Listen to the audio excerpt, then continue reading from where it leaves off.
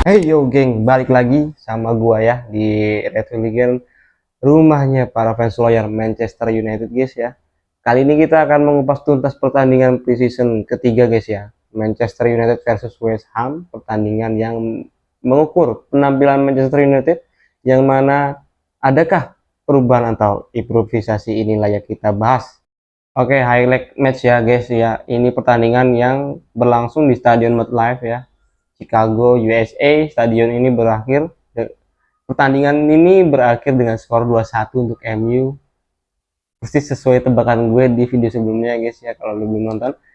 United ya dengan turun dengan formasi 3-4-3 ya guys ya. Dengan formasi 3-4-3-nya dari Ruben Amorim seperti biasa ya. Di line up, starting line up-nya seperti itu ya guys ya. Di 3-4-3 mereka menggunakan formasi starting line up-nya guys. Dan yang main ya, ini kita lihat ya. Yang main itu di depan ada Hojlund sebagai striker ya guys ya. Hojlund sebagai striker. Setelah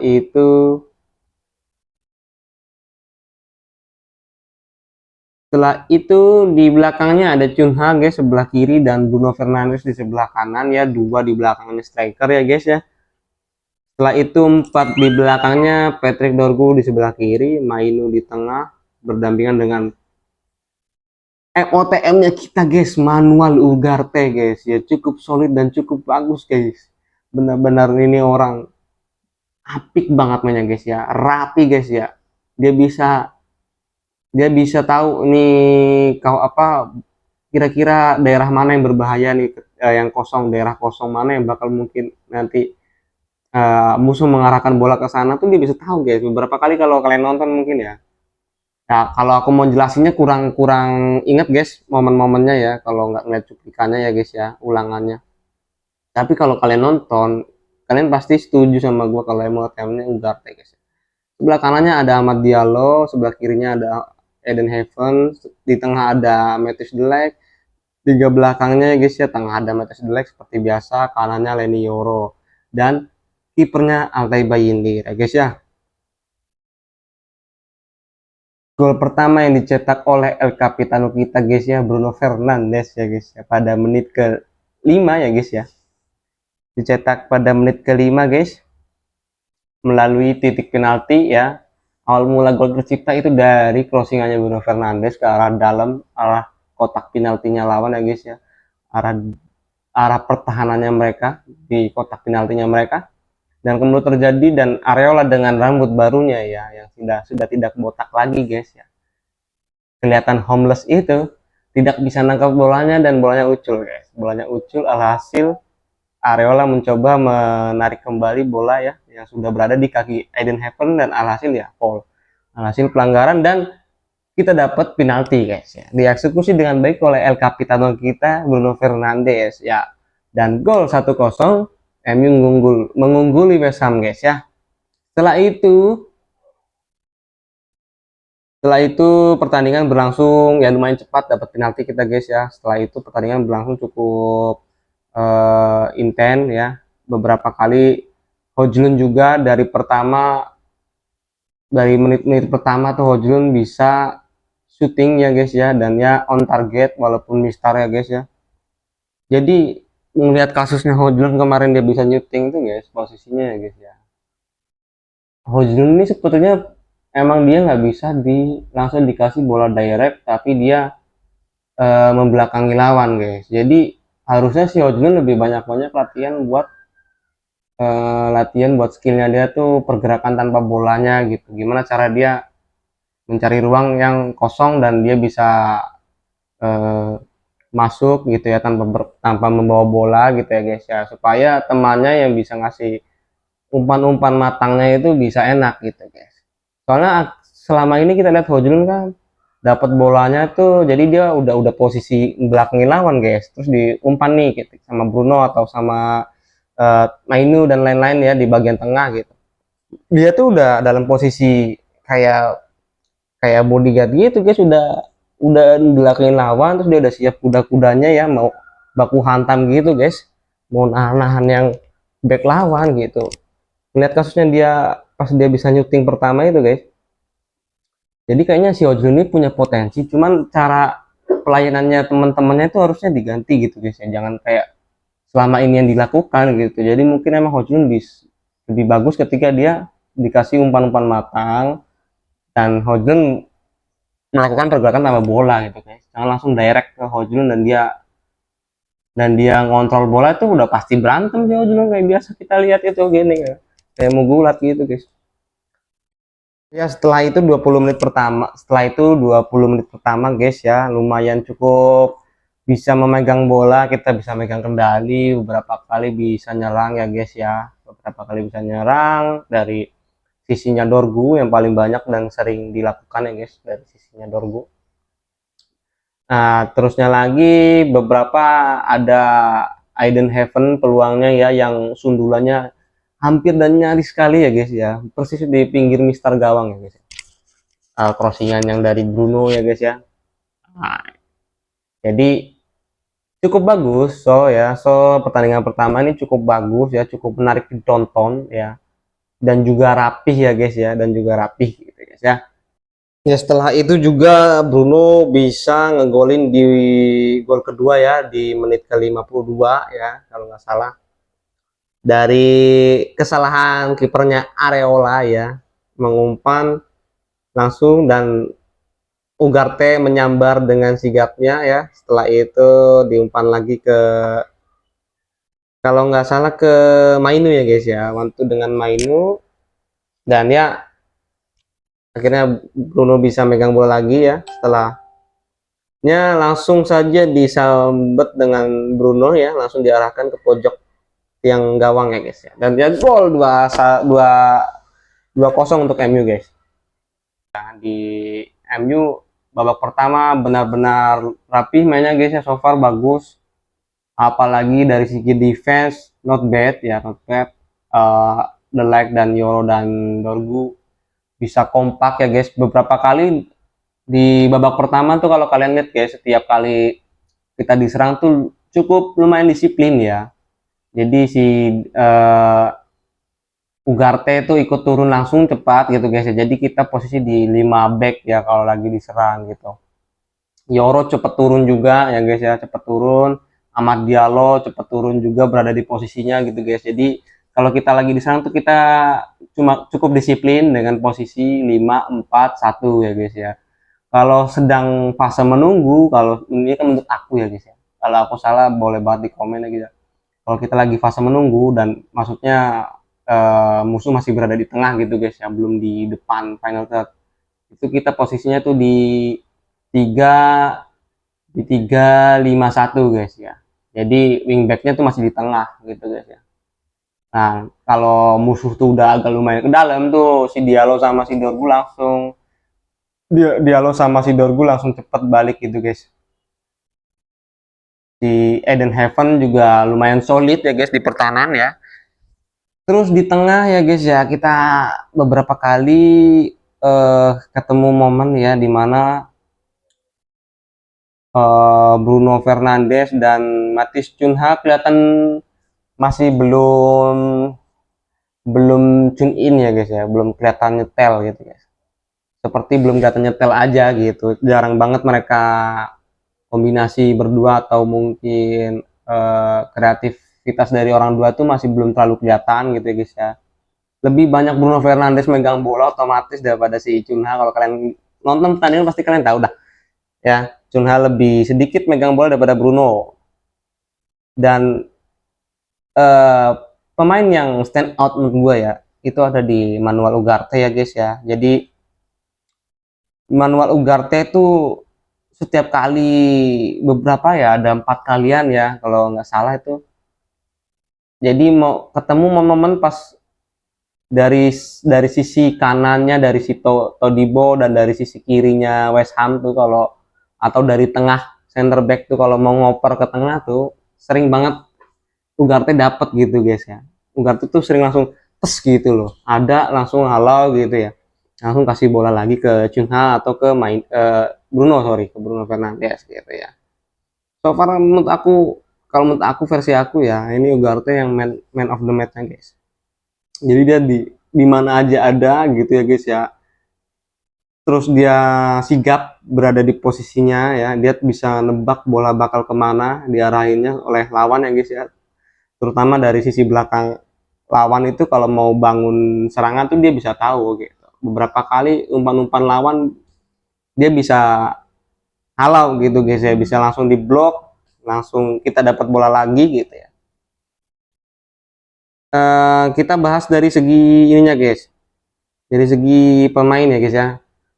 So far yang jelek nggak ada sih guys, menurut gua nggak ada yang jelek mainnya gitu ya. Si Bruno Fernandes oke ya guys ya, dengan ya gol penaltinya, dengan semua passing-passingnya yang penting ya. Dan Cunha juga berapa kali ya, ada 2 kali atau 3 kali dia melakukan passing penting yang ada beberapa yang Hojlund tuh di passing dari tengah, dari Cunha tuh di passing lurus ke depan, tapi lumayan kenceng dari Cunha-nya, jadi si Hojlund nggak bisa ngejar ya guys ya. Tapi udah bagus, udah oke, udah kelihatan visinya gitu ya. Dan Bruno Fernandes yang selama ini masih bikin gua kurang, kadang-kadang suka sebel dikit ngeliat Bruno Fernandes tuh ya, kayak umpan-umpan yang dia Rabona itu guys, umpan-umpan Rabona yang dari Dorgu sentuh kontrol terus diarahin ke Bruno, si Brunonya langsung nyamber tuh yang pakai umpan Rabona gitu kan. Menurut aku kayak emang dia nggak bisa gitu, pakai kaki pakai kaki kiri ke, atau mungkin ditahan dulu, kontrol dulu pakai kanan gitu guys. Jadi biar lebih efektif aja umpannya, jadi biar biar biar lebih enak gitu, biar bisa lebih terarah. Kalau Rabona ya bisa-bisa aja sih Bruno Rabona, cuman kan kayak nggak terarah gitu guys, karena Rabona posisinya dia styling begitu umpannya. Jadi Bruno ini kadang-kadang beberapa kali kayak suka ngumpan tapi kepengennya kepengennya pakai gaya gitu guys, jadi nggak yang simple aja gitu, simple tapi terarah dan dapat ke temen itu lebih efektif daripada pakai pengen lebih stylish, kelihatan stylish gitu, umpannya lebih kelihatan pengen cantik gitu, kelihatan lebih flamboyan, tapi nggak nyampe buat apa kan gitu, kurang efektif. Ya Mainu cukup bagus juga carrying the ball ya, jadi Ugarte tuh ditinggal di belakang sama dia, tapi Mainu Mainu apa ya, nggak terlalu kasihkan di depan. Kemarin gua lihat dia beberapa kali siap juga langsung turun nemanin Ugarte ya ketika bola berada di tengah ya, di penguasaan lawan. Mainu bisa carrying the ball, bisa keeping keeping the ball gitu, nggak yang panikan gitu guys di tengah. Dia bisa ngalirin bola ke Bruno, even ke Cunha dia masih bisa gitu ya, bisa dribbling dribbling dikit ya, turn on ngelewatin 1-2 pemain ya guys ya. Dorgu dengan adanya Cunha ya, sebelah kiri yang paling penting guys, pas kiri itu masih di Garnacho guys ya kalian pasti tahu ya, kemarin-kemarin Dorgu kayak nggak bisa bagus gitu guys mainnya dengan dipasangin dengan Garnacho yang di depan gitu ya. Jadi Garnacho kita jarang banget ngeliat umpan-umpan atau wantu-wantu yang kreatif dari sisi kiri ya, dengan Dorgu dan Garnacho. Berbeda dengan sekarang dengan adanya Cunha guys, Dorgu kelihatan lebih bisa, Dorgu nggak terlalu kebingungan gitulah ya. Si Cunhanya juga bisa mantulin bola wantu-wantu dengan Dorgu, dan Dorgu bisa overlap gitu. Cukup bagus dengan adanya Cunha ya dengan hadirnya pemain bagus nggak mungkin juga, menurut gue ya, kalau hadirnya pemain bagus gitu ya, itu efeknya domino guys. Jadi ke teman-temannya itu pasti ibarat lu main PS itu yang di HP dah, yang di FIFA tuh ya, EA Sport itu yang bola tuh, itu kan jadi kayak link up-nya tuh ada. Jadi nanti kalau dari sisi kiri, dari wingbacknya sama ke yang depannya, yang attack midfieldernya itu nyambung, dia bakal ada warnanya gitu guys, jadi kayak menyatu gitu. Jadi dengan adanya Cunha, otomatis ya pemain-pemain yang bakal sering berhubungan dengan dia gitu di sisi kiri kayak Dorgu, Mainu yang di belakangnya, karena Cunha memiliki ya kualitas yang lumayan bagus, menurut gua pasti ketularan gitu guys. Jadi mainnya pasti nggak asal, mainnya bisa kreatif gitu. Sama pas Garnacho kan, Garnacho juga sering banget nerima bola, kontrolnya nggak bisa gitu guys ya, nggak bisa kontrol, gerasak gerusuk gitu guys ya. Umpannya kadang nggak nyampe karena dan Cunha ini bisa turun on lawan satu dengan pemain guys, jadi dia bisa ngelewatin satu pemain gitu ya. Habis itu dia baru bisa ngoper tuh ke Dorgu gitu ya. Nah, terusnya lagi Amad Diallo guys, yang paling jarang kelihatan sih kemarin karena seringnya tuh kita nyerang dari sisi kiri gitu ya, dan masih juga banyak bola-bola lambungnya ya guys ya. Amad Diallo ya so far nggak terlalu kelihatan kemarin ya, tapi goal offsetnya menurut aku itu offset memang guys, itu memang offset ya, sedikit sih cuman memang offset itu guys. Tapi udah bagus visinya, apalagi si Ugarte ya, Ugarte bisa ngelepas umpan sepenting itu dan terupas yang bagus, cukup oke ya buat sekelas Ugarte di tengah. Setelah itu Aden Heaven di kiri, beberapa momen ya aku lihat kalau lagi terlalu di kiri banget gitu guys ya, kayak udah di pinggir lapangan banget. Kalau dia di marking lawan ada tiga gitu guys ya, di depannya ada tiga lawan gitu, dia kadang-kadang cukup kebingungan gitu guys, seperti nggak biasa main di ruang sempit, nggak biasa dia gerak di ruang sempit di kiri gitu. Jadi kadang-kadang agak susah dia ngalirin bolanya. Setelah itu Matius Delek di tengah lah cukup solid juga guys. Dia kadang-kadang ya sigap ya nyamber bola dari aliran dari passing-passing gelandangnya West Ham, dia bisa langsung press gitu ya. Ya, misal di tengahnya si West Ham ngumpan ke Bowen atau ngumpan ke Jamie Watford, itu langsung bisa dites gitu guys sama si The Like ya. Beberapa kali ada yang nggak kena sih memang, tapi cukup solid guys. Tiga belakang kita tuh kemarin cukup solid guys, The Like dan Heaven dan Yoro tuh cukup solid guys.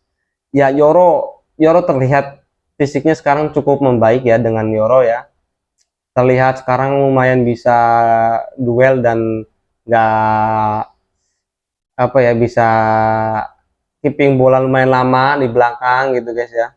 Udah nggak terlalu panikan dilihatnya, karena ya udah banyak main, otomatis jam terbangnya beda ya. Jadi ya gua harap Yoro dan Heaven ya sebagai pemain pemain muda bisa step up lagi guys. Terusnya lagi Altai Bayindir ya. Altai Bayindir not bad juga lah menurut gua ya, tapi tetap menurut gua kita punya kiper dua-duanya masih belum oke lah buat mengarungi Liga Inggris, atau mungkin besok kita masuk Eropa mungkin, maybe ya. Ini cuman kayaknya mimpi deh ya, sebagai fans MU dengan keadaan sekarang kalau ikut Champions League kayaknya mimpi. Tapi so far kita nikmatin aja guys jalannya musim besok ya, dengan tidak adanya Onana ya, entah seberapa lama akan dia bisa main lagi. Intinya menurut gua kita masih butuh kiper ya guys ya, masih butuh kiper, karena dua ini menurut gua dibilang jelek enggak ya guys, cuman buat kualitasnya mengarungi Liga Inggris tuh belum oke gitu ya guys ya. Ya Hojlund terutama guys lumayan kelihatan improve, dia bisa agak nyerang, kayak menit pertama langsung bisa nyamber bola, bisa syuting. Tapi habis itu ya emang nggak ada lagi sih yang, sama satu lagi yang dari Cunha yang di tengah ya kan, Cunha gocek lawannya ya, passing ke Hojlund, cuman Hojlund tendangannya terbang guys ya, tendangannya terbang guys, cepat tendangannya guys kayak gini gitu kan. Ya, nah ya, makanya gua bilang gitu si Ojul masih harus bener-bener harus sering latihan finishing gitu ya guys ya, masih bener-bener harus sering latihan finishing. Sebenarnya dengan hadirnya Cunha tuh kita harusnya lebih bagus deh guys, lebih bagus daripada dengan adanya Garnacho ya. Garnacho kan nggak bisa ngalirin bola-bola yang enak gitu guys. Jadi kita dengan adanya Cunha dan Bruno gitu ya, atau mungkin besok ada Mbemo ya, tuh tiga tiga itu semua bisa bikin umpan kreatif guys ya gitu. Jadi harusnya sih Hojlund bisa lebih bagus ya dengan adanya Bemo, Cunha, dan adanya Bruno kapten kita ya, itu mereka semua bisa ngalirin bola dengan enak ke depan. Tapi ya itu tadi, poin utamanya kalau buat Hojlun, jangan jangan langsung direct ke dia gitu guys, jangan langsung dia suruh ngontrol bola ya, kita umpan gitu ya, teman-temannya umpan gitu ya, direct ke dia, terus dia ngehold bola sambil bergelut dengan back lawan, jadi dia nggak bisa guys. Jadi dia mungkin harusnya emang lebih banyak geraknya di posisi posisi yang kosong, posisi yang nggak ke marking, posisi yang